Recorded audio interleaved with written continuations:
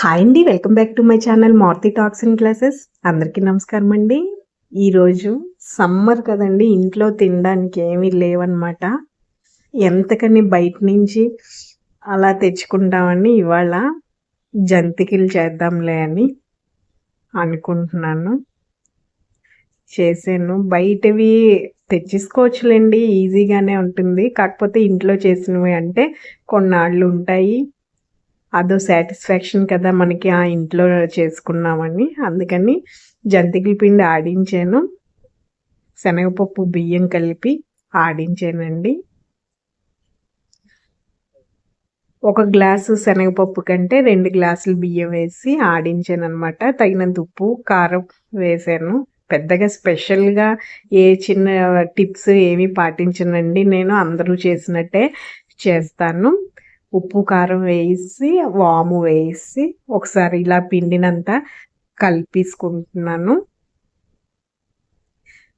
కలిపేసుకొని స్టవ్ మీద కొంచెం వేడి నీళ్ళు, అంటే నీళ్లు వేడి చేసాను అనమాట. బాగా మరిగించుకున్నాను. ఇలా మరిగిన నీళ్ళు ఈ పిండిలో వేస్తే కొంచెం గుల్లగా వస్తాయండి. కొంతమంది వేడి ఆయిల్ కూడా వేస్తారు. నేను ఇలాగా వేడి నీళ్ళు మాత్రమే వేసాను. ఎండ ఒకటి ఎక్కువ ఉంది. మేమున్న ఏరియాలో అయితే ఎండలు, ఏ ఏరియాలో అయినా ఎండాకాలం ఎక్కువగానే ఉంటుంది కదండి. చేతితో కలుపుదామంటే వేడి నీళ్ళు కదా, చాలా వేడిగా ఉందని ఈ గరిట ఉపయోగిస్తున్నాను.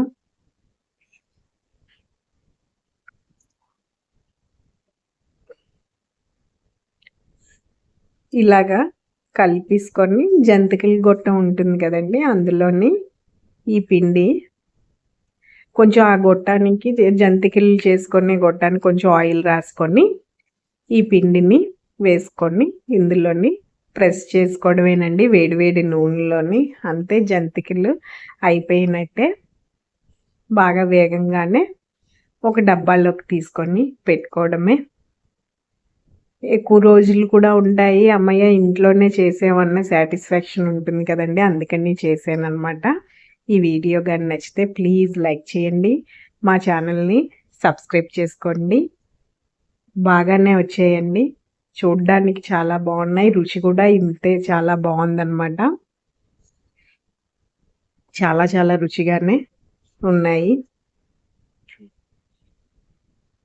ఓకేనండి, అయితే మరో వీడియోలో మళ్ళీ నెక్స్ట్ వీడియోలో కలుద్దాము. ఇంకో మంచి వీడియోతో మీ ముందుంటాను. ఓకే, థ్యాంక్ యూ అండి. మీరు కూడా ఈ సమ్మర్లో ఇంట్లో తినడానికి